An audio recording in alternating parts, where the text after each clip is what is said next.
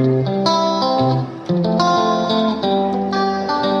family, welcome back to the channel. Hope you are all good and healthy and enjoying your healthy life. और आज again मैं use कर रही हूँ जीतू का sleeping time as my working time. और आज मैं ड्रेसिंग टेबल की क्लीनिंग करूँगी और ये वीडियो दो पार्ट में आएगा।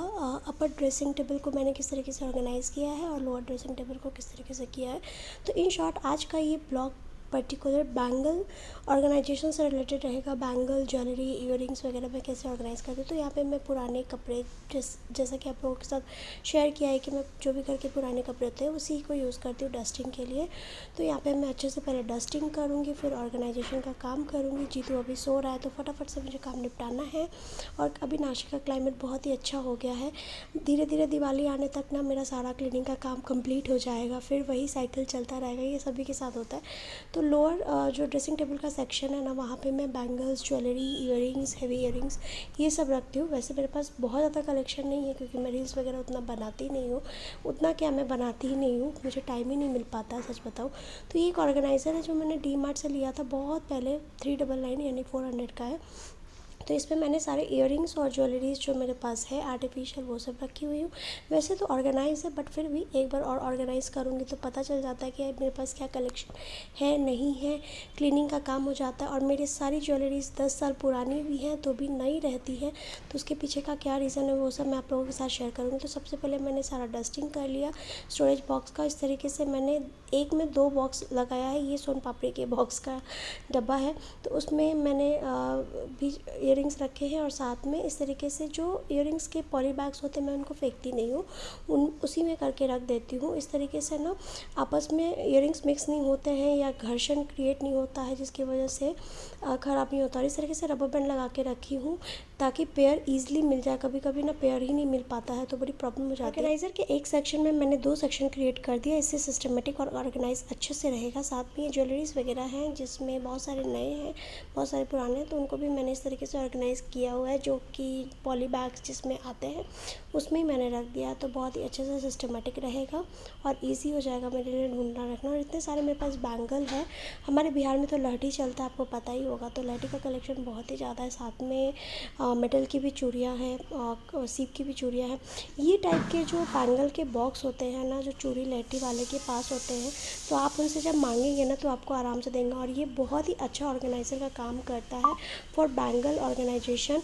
आपको ना ख़रीदने की ज़रूरत नहीं पड़ेगी। तो मैं जब भी ऐसे लार्ज स्केल में बैंगल्स वगैरह लेती हूँ ना तो मैं शॉपकीपर से ले लेती हूँ, मांग लेती हूँ, तो वो दे देते हैं आराम से, कोई प्रॉब्लम नहीं होती। तो इस तरीके से ये कार्टन का जो बैंगल बॉक्स है ना बहुत यूज़फुल हो जाता है लहठी चूड़ी वगैरह रखने के लिए। तो मेरे पास जैसे वेलवेट की जो चूड़ियाँ हैं वो मैं सब एक साथ रखूँगी ताकि मतलब पता रहे कि कौन से कलर की है, कौन सी पहननी है, इस तरीके से।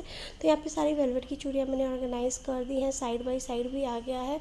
तो ये काफ़ी स्पेशियस होता है, बहुत अच्छे से ऑर्गेनाइज हो जाता है। साथ में इनके कॉन्ट्रास्ट में जो मेटल की चूड़ियाँ पहनते हैं ना, गोल्डन कलर की, सिल्वर कलर की, वो भी मैंने यहाँ पे साइड में रख। इससे ना बहुत ईजी हो जाता है ढूंढना और मैचिंग लगाना। नहीं तो कभी कभी बड़ी परेशानी हो जाती है कि मतलब गोल्डन वाली चूड़ी कहाँ गई, सिल्वर वाली चूड़ी कहाँ गई, कैसे मैचिंग लगाऊँ ऐसा। तो मेरे पास जितने भी ये कार्टन्स वाले बैंगल बॉक्स है उसमें सब में मैं लहठी और वेलवेट की चूड़ी ऐसे करके एक साथ ऑर्गेनाइज़ कर देती हूँ। साथ में ये मीशो से मैंने मंगाया है, बाय 1 गेट 1 के मतलब कॉम्बो के ऑफ़र में आया था। तो वैसे तो ये वेजिटेबल बॉक्स के फॉर्म में मीशो पे सेल हो रहा है बट ये वेजिटेबल बॉक्स का काम उतने अच्छे से नहीं करेगा बिकॉज इसमें जो डिवाइडर दिया हुआ है ना वो फिक्स नहीं है, वो निकल सकता है। तो इसमें क्या है ना कि अगर आप 3 वेजिटेबल अलग अलग रखेंगे, कोई भी एक ख़राब होगा तो उसकी वजह से तीनों वेजिटेबल्स ख़राब हो सकते हैं। तो किचन पर्पज़ से तो ये बिल्कुल भी मुझे वर्थ नहीं लगा। ज्वेलरी को अच्छे से ऑर्गेनाइज़ करने के लिए आराम से यूज़ किया जा सकता है, चाहे आप ईयरिंग ऑर्गेनाइज़ करें, नेकलेस ऑर्गेनाइज़ करें या बैंगल ऑर्गेनाइज़ करें। तो सबसे पहले मैंने सोचा लहठी को ट्राई करती हूँ। लहठी बहुत ही डेलिकेट आइटम होता है क्योंकि मिट्टी का बना होता है ना, तो मेंटेन करके रखना बहुत ही इंपॉर्टेंट है, नहीं तो टूट जाते हैं। और खुला करके रखा ना तो उसकी शाइन चली जाती है। तो मैंने बॉक्स में जब करके रखा ना तो बंद नहीं हो रहा था प्रॉपर तरीके से क्योंकि हाइट कम थी बॉक्स की। जीतू भी उठ गया तो जीतू को स्टूल पर बिठा दिया। यही मेरे पास एक सहारा है जिसके ऊपर बिठा के काम कर लेती हूँ। तो यहाँ पे जो उसका डिवाइडर निकल गया था ना बॉक्स का, वो ठीक किया और ये ठीक हो गया। तो अब मैं फिर से इसमें ना वेलवेट की चूड़ियाँ रख कर देख रही हूँ मतलब जो भी मेरे पास बॉक्सेस हैं उसमें इधर उधर करके कहते हैं ना, इस कोठी का दान उस कोठी में करना, हमारे बिहार में एक कहावत है। तो वही करके देख रही हूँ कि किसमें कैसे फिट हो जाए। और साथ में एक ये मैंने बहुत पहले लिया हुआ था फ्लिपकार्ट से ऑर्गेनाइज़र, बैंगल ऑर्गेनाइज़र बॉक्स है, जो कि ठीक है, रख सकते हैं आप उसमें। बैंगल ऑर्गेनाइजेशन में कैसे करती हूँ ना, जितनी भी मेरे पास लहठी उन सबको एक साथ रखती हूँ, सारे कलेक्शन को। साथ में जो वेलवेट की चूड़ियाँ उनको एक साथ रखती हूँ, और जो मेटल की चूड़ियाँ हैं उनको अलग रखती हूँ। तो इससे क्या होता है, ढूंढना बहुत ही ईजी हो जाता है। ये जो बैंगल बैग है इसमें आप वन टाइम इन्वेस्टमेंट कर सकते हैं। इसमें क्या है ना कि ट्रांसपेरेंट है बैग, ऊपर का कवर, तो उसकी वजह से ईजिली पता रहता है कि उसमें कौन सा कलेक्शन आपने रखा हुआ है, तो निकालना और पहनना बहुत ही आसान हो जाता है। तो यहाँ पे मैंने वो सारी चूड़ियाँ या लहठी या बैंगल वगैरह रखे हैं जो डे टू डे लाइफ में मुझे लगते हैं ओकेजनली पहनना हो, कुर्ते पे, साड़ी पे। ऐसा जो करा हो गया, बैंगल हो गया, चूड़ी हो गया, पतले पतले जो 2 का सेट आता है वो सब रखे। साथ में कुछ ऐसे भी बैंगल्स है जो 1 पीस वगैरह पे चल जाते हैं, तो वो सब कुछ इसी में रख दी हूँ। ये मेरे ऊपर वाले ड्रॉर में होता है ड्रेसिंग टेबल के, तो मेरे लिए बहुत ही आसान होता है निकालना, रखना और पहनना।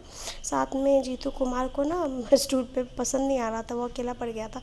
उसको लग रहा था कि मैं मम्मा का हेल्प करूँगा, उसे ऐसी फीलिंग आ रही थी। तो ये आ गया मेरे पास बैठने के लिए, और धीरे धीरे वो सरक जाता है।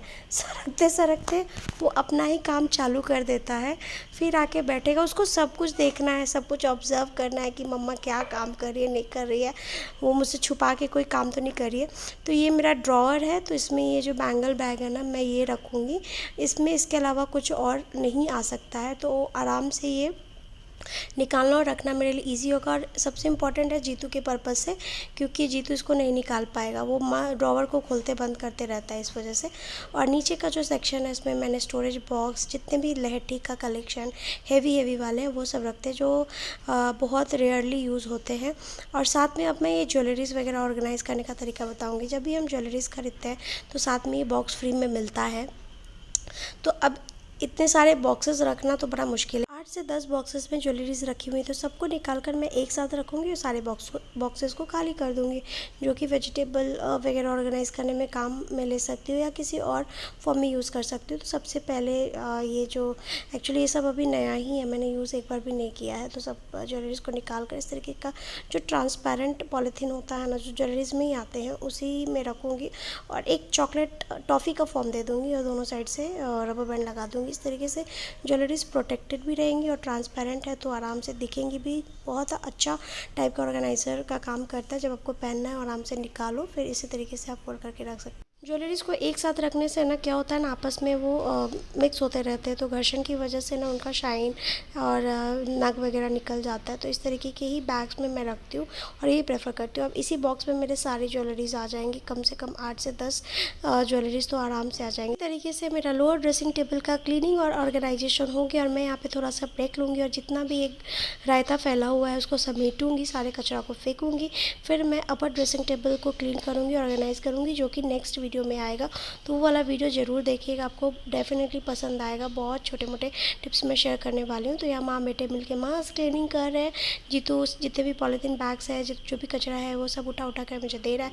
ये सब हेल्प वो कर देता है। सो गाइस, अब मैं आप लोगों को मिलूँगी इसी ब्लॉग के पार्ट 2 में, जो कि नेक्स्ट डे अपलोड होगा। तो ज़रूर देखिएगा। और वीडियो पसंद आया हो, चैनल पर नए हो तो सब्सक्राइब कर लेना।